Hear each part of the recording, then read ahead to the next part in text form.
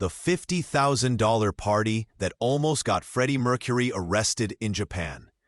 The limousine pulled up to the Beverly Hills mansion at exactly 11:47 p.m. Freddie Mercury stepped out into the California night, his silk shirt catching the moonlight like liquid mercury. He had no idea that in exactly 4 hours and 13 minutes, the LAPD would be breaking down the front door of this very mansion. The party was supposed to be private, exclusive. Just 20 of Hollywood's most elite figures celebrating Queen's triumphant return to America after their controversial Japanese tour. But someone had made a phone call. Someone who knew about Tokyo. Someone who remembered the promise. The $50,000 promise that Freddie thought he'd left buried in the neon-soaked streets of Shibuya. October 15th, 1982, the date that would forever change how the world saw the man behind the legend. Because what happened that night in Beverly Hills wasn't just a party gone wrong. It was the culmination of a secret that had been festering for months. A secret that connected the glamorous world of rock and roll to something far darker. Something that could destroy everything Freddie had built. The mansion belonged to Marcus Rothschild, a music industry mogul who specialized in making problems disappear. But tonight, Rothschild himself would need someone to make him disappear. The guest list was carefully curated. David Bowie, Elton John, members of Led Zeppelin, and a handful of Hollywood actors whose names could never be spoken aloud in connection with what was about to unfold. But there was one name on the list that didn't belong. One guest who wasn't there for the music or the cocaine, or the champagne that cost more than most people's cars. Hiroshi Yamamoto, the man from Tokyo who held Freddie's fate in his perfectly manicured hands. As Freddie walked through the marble foyer, past the Picassos and the Warhols, he felt it. That familiar chill that ran down his spine whenever he thought about that night in Japan. The night he'd made a deal with the devil. The night that started with sake and ended with sirens. But this is not a story about rock and roll excess. This is not a story about fame and fortune. This is a story about what happens when past sins come calling. And sometimes, they don't just knock politely. Sometimes, they bring handcuffs. 3 months earlier, Tokyo was burning with Queen fever. The Hot Space Tour had landed in Japan like a cultural earthquake, and Freddie Mercury was at the epicenter. The Japanese crowds worshipped him with an intensity that bordered on religious fervor. But beneath the sold-out shows and screaming fans, something else was brewing. Something that would follow him across the Pacific like a shadow. Freddie had always been drawn to extremes. In London, he was the flamboyant showman. In New York, the sophisticated artist. But in Tokyo, he became someone else entirely. Someone dangerous. The neon lights and endless nights seemed to unlock a part of his personality that even he didn't fully understand. It started innocently enough. After the final show at the Budokan, Freddie was invited to an exclusive after-party in Roppongi. The kind of party where Yakuza rubbed shoulders with CEOs, where boundaries dissolved in a haze of expensive whiskey and unspoken agreements. Roger Taylor had warned him. Brian May had practically begged him not to go. But Freddie Mercury had never been one to listen to warnings. The party was held in a traditional ryokan that had been converted into a private club. Paper screens, tatami mats, and women in silk kimonos serving drinks that cost more than most people's rent. But it was the man in the corner who caught Freddie's attention. Hiroshi Yamamoto, barely 30 years old, wearing a suit that probably cost more than a Ferrari. Yamamoto wasn't like the other guests. He didn't seem impressed by Freddie's fame. He didn't ask for autographs or photos. He simply watched. And when their eyes met across the room, Freddie felt something he hadn't experienced in years. Uncertainty. "Mr. Mercury," Yamamoto had said in perfect English, his voice soft as silk but sharp as a blade. "I have been waiting to meet you. Hey, before we continue with this incredible story, I need to give you an important warning. Many subscribers have reported that YouTube has removed their subscriptions without notice. Just take a quick look at the red button below to make sure you're still subscribed to the channel. I don't want you to miss any of the exclusive content that's coming up. And while you're there, leave that powerful like that helps me a lot with the algorithm. Oh, and tell me in the comments, which city are you watching from? I love getting to know every amazing person who is part of this community. Your participation makes all the difference. Let's interact. What followed was the most intense conversation of Freddie's life. Yamamoto wasn't a fan. He wasn't a music industry executive. He was something else entirely, a collector. But not of art or cars or jewels. Yamamoto collected experiences, moments, secrets. I know things about you, Yamamoto had whispered over the sake, his eyes never leaving Freddie's face. Things that would fascinate my clients. Freddie should have walked away, should have called for security, should have done anything except what he actually did. Lean closer and ask, what kind of things? The conversation that followed would haunt Freddie for months. Yamamoto knew about the parties in Munich, the secret relationships, the carefully hidden aspects of Freddie's life that even his closest friends knew nothing about.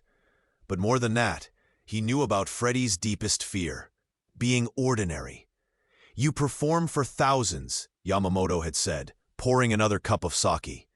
But when did you last truly shock yourself? When did you last feel alive? By 3 a.m., Freddie had agreed to something that seemed impossible in the light of day. A performance, not on stage, but in private. A party so exclusive, so outrageous, that it would become the stuff of legend. And in exchange, Yamamoto would pay $50,000 and ensure that certain information never saw the light of day. But there was a catch. There's always a catch. The performance had to take place in America, in Hollywood, with witnesses that Yamamoto would personally select. It had to be documented. And if Freddie tried to back out, well, Yamamoto had made it very clear what would happen then. Consider it insurance, Yamamoto had smiled, his teeth perfect and white as tombstones. For both of us. Los Angeles, October 1982. The City of Angels was about to witness something diabolic.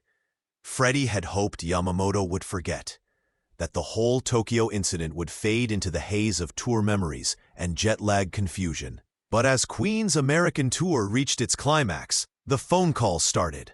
Always at 3 a.m., always the same voice, soft and precise as a surgeon's scalpel. Mr. Mercury, I trust you remember our arrangement. The party was scheduled for the night after Queen's sold-out show at the Forum. Marcus Rothschild's mansion in Beverly Hills was the perfect location. Isolated, secure, and with enough soundproofing to muffle any disturbances. But what Freddie didn't know was that Yamamoto had been planning this event for months. Every detail calculated, every guest carefully selected. The invitation list read like a who's who of Hollywood excess. Rock stars, actors, producers, and a select group of international businessmen, whose exact occupations were never quite clear. But they all had one thing in common. They were willing to pay enormous amounts of money for experiences that couldn't be found anywhere else.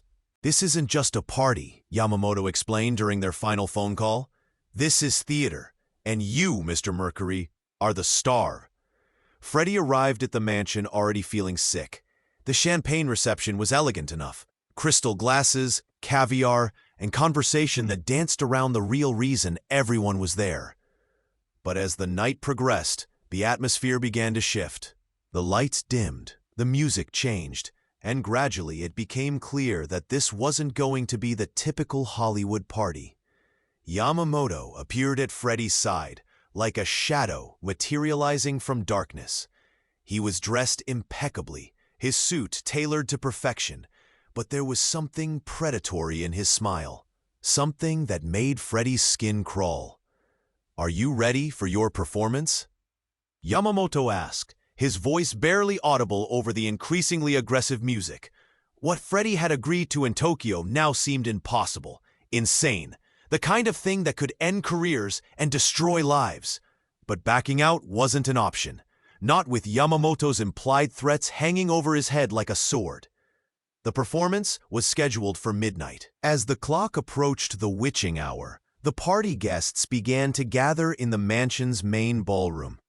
The atmosphere was electric, with anticipation and something darker, the scent of money and moral flexibility. But at 11:58 p.m., something went wrong. The front door exploded inward with a crash that shook the entire mansion. LAPD officers poured through the entrance like a black tide, shouting commands and brandishing weapons. Someone had called in a tip. Someone who knew exactly what was supposed to happen that night. In the chaos that followed, as Hollywood's elites scattered like cockroaches when the lights come on, Freddie found himself face to face with a detective whose eyes held no trace of starstruck awe. "Mr. Mercury," Detective Sarah Chen said, her voice cutting through the screams and confusion. "We need to talk. The Beverly Hills police station at 2 a.m. is a surreal place." Freddie Mercury sat in interrogation room B, still wearing his silk shirt and leather pants, but stripped of his usual confidence. The fluorescent lights were unforgiving, casting harsh shadows that made his famous features look gaunt and vulnerable. Detective Chen sat across from him, a folder thick with photographs and documents spread between them like evidence of sins not yet confessed. "Interesting guest list tonight," Chen began, her voice carefully neutral. "Rock stars, movie producers, and some very interesting international visitors. Care to explain what brought you all together?" Freddie remained silent. Lawyers were being called. Publicists were being woken from sleep. But in that stark room, surrounded by the institutional beige walls and the smell of cheap coffee, none of that mattered. What mattered was the photograph Chen slid across the table. It showed Freddie and Yamamoto in Tokyo raising sake cups in what looked like a toast. But it was the expression on Freddie's face that was damning. The look of a man making a deal he knew he shouldn't make. "Hiroshi Yamamoto," Chen said, watching Freddie's reaction carefully. "Interesting man. Officially, he's in the import-export business. Unofficially." She opened the folder wider, revealing surveillance photos, financial records, and documents written in Japanese. "He's what we might call an experienced broker. Very expensive experiences for very wealthy clients." The room felt smaller suddenly, colder. Freddie could hear his own heartbeat in the silence that followed. "We've been tracking Mr. Yamamoto for 2 years," Chen continued. "He has a very particular business model. He identifies celebrities, artists, people with, shall we say, flexible moral boundaries. Then he creates situations where those people become willing participants in activities that his clients find entertaining." Freddie's mouth was dry as desert sand. "I want my lawyer."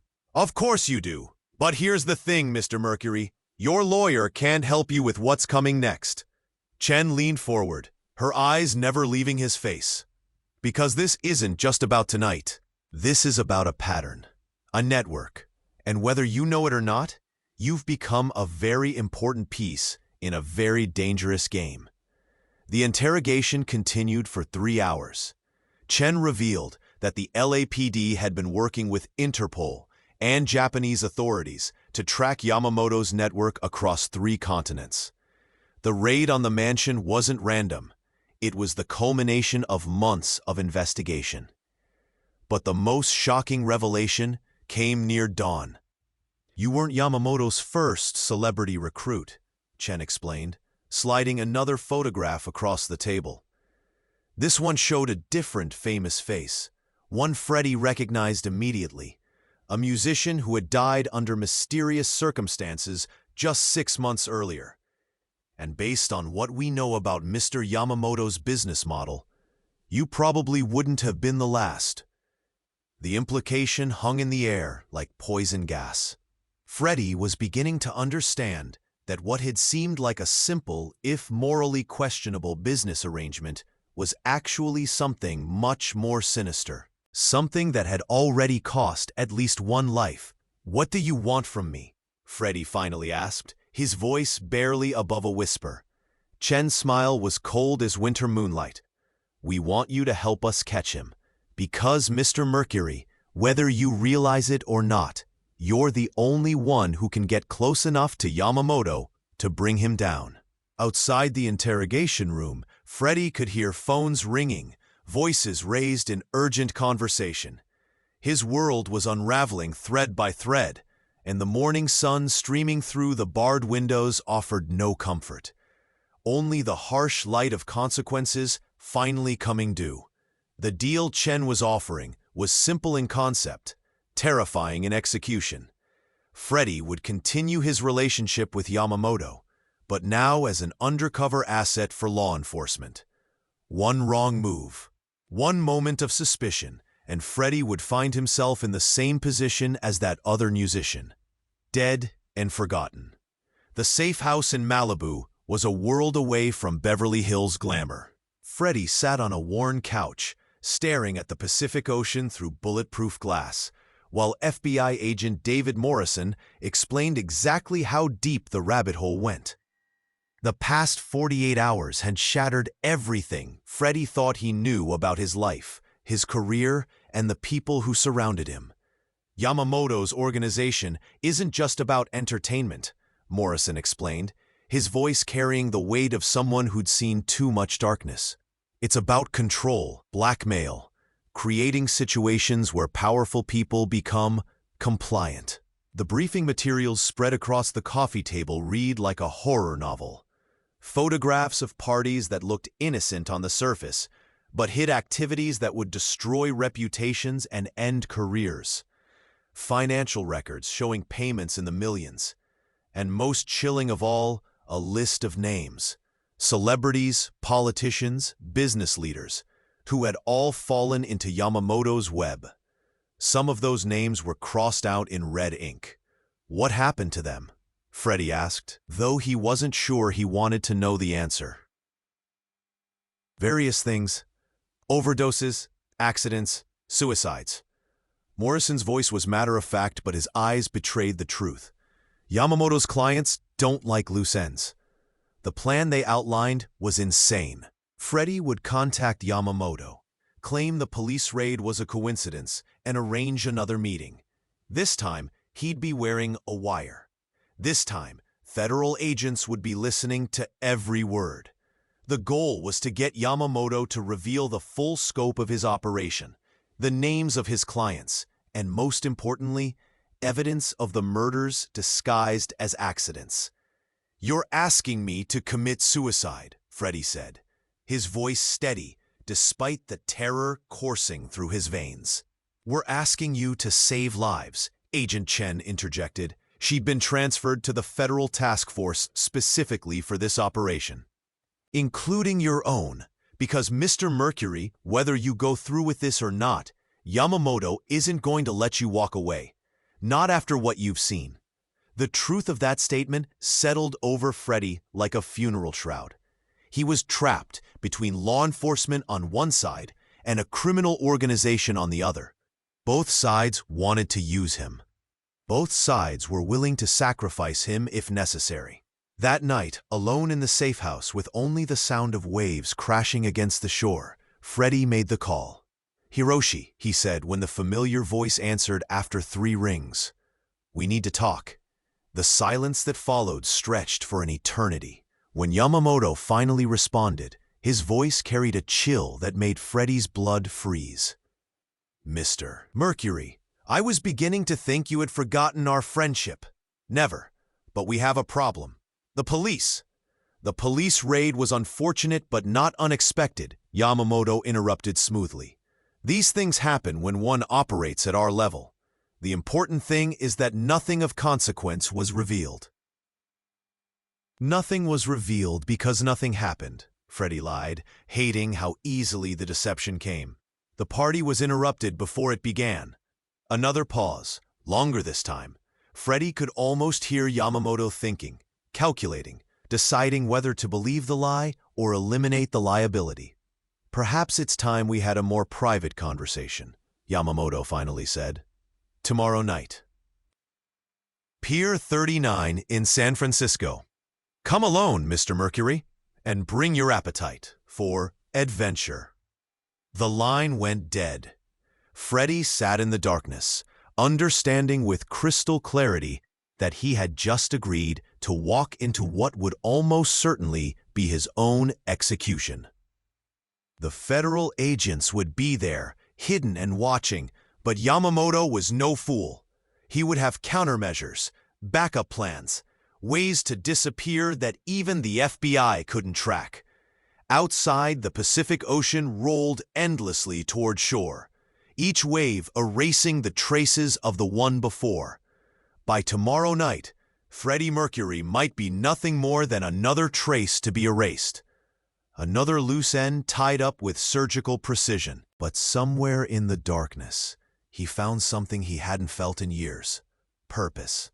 Not the shallow purpose of entertaining crowds or selling records, but the deep, terrible purpose of standing between predators and their prey, even if it killed him. Pier 39 in San Francisco was a different world after midnight. The tourist crowds were gone, leaving only the fog rolling in from the bay and the distant sound of sea lions barking in the darkness. Freddie walked slowly down the wooden planks, his footsteps echoing in the mist, knowing that somewhere in the shadows, federal agents were watching through rifle scopes and night vision goggles. But he also knew that Yamamoto was watching too. The meeting place was the far end of the pier, where a single lamp cast a weak circle of light into the surrounding darkness. Freddie arrived 5 minutes early, his hands shaking not from the cold, but from the certainty that he was walking toward his own death. Yamamoto materialized from the fog like a ghost made flesh. He was dressed in the same impeccable style, his suit untouched by the maritime dampness, his smile as sharp as ever. But there was something different about his eyes, something that told Freddie his deception had been discovered. "Mr. Mercury," Yamamoto said, his voice carrying easily through the mist. "So good of you to come. You said we needed to talk." "Indeed we do." Yamamoto walked closer, stopping just outside the circle of lamplight. "But first, I must apologize. It seems our business relationship was compromised from the beginning." Freddie's blood turned to ice. The wire taped to his chest suddenly felt as conspicuous as a neon sign. "I'm not sure what you mean." "Of course you're not." Yamamoto's smile widened, revealing teeth that seemed too white in the pale light. "Tell me, Mr. Mercury, how long have you been working with law enforcement? Days? Weeks?" The question hung in the air like a blade waiting to fall. Freddie could feel the federal agents tensing in their hidden positions, could almost hear their whispered communications through radio static. But he also knew that one wrong word would end everything. "I'm not working with anyone," Freddie said, putting every ounce of conviction he could muster into the lie. "I'm here because you threaten me. Because you have information that could destroy my career." "Ah, yes, the blackmail angle. Very convincing." Yamamoto began walking in a slow circle around Freddie, never quite stepping into the light. "But you see, Mr. Mercury, I've been in this business for a very long time, and one develops certain instincts." The fog seemed to thicken around them, muffling sound and obscuring vision. Freddie realized with growing horror that the mist wasn't natural. It was being generated by machines, cutting them off from the watching agents, creating a bubble of isolation where anything could happen. "Did you really think I would come to this meeting unprepared?" Yamamoto continued, his voice now coming from multiple directions as he moved through the artificial fog. "Did you think I hadn't noticed the increased law enforcement interest in my activities?" Freddie tried to run, but hands seized him from behind, strong hands that belonged to men who had been waiting in the shadows. The wire was ripped from his chest with painful efficiency, the transmitter crushed underfoot like an insect. The federal agents who think they're watching us are actually watching empty pier space, Yamamoto explained, his voice now directly behind Freddie's ear. A little technological misdirection. They'll spend hours waiting for a meeting that's happening 50 yards away. Freddie was dragged through the fog to a waiting boat, its engines already running. As they pushed off from the hidden dock, he caught a glimpse of the agents still positioned around the empty pier, unaware that their target had vanished into the night. But what happened next surprised everyone, including Yamamoto. The boat's engines died. Coast Guard vessels appeared from the fog like hunting sharks, their searchlights cutting through the artificial mist. Agent Morrison's voice boomed through a loudspeaker. "Federal agents, nobody move!" Yamamoto's face, for the first time since Freddie had known him, showed genuine shock. "Impossible!" "Not impossible," Freddie said, finding his voice again. "Just better planned than you thought." The truth was revealed as the Coast Guard boarded the vessel. The entire pier meeting had been an elaborate deception. The real trap had been set on the water, where Yamamoto's escape routes could be completely controlled. The FBI had been tracking his organization for months, but they needed him to reveal the full scope of his network. And in the boat's hidden compartments, they found it all: financial records, client lists, photographs, and video recordings that implicated dozens of powerful people in activities that would destroy careers and topple governments.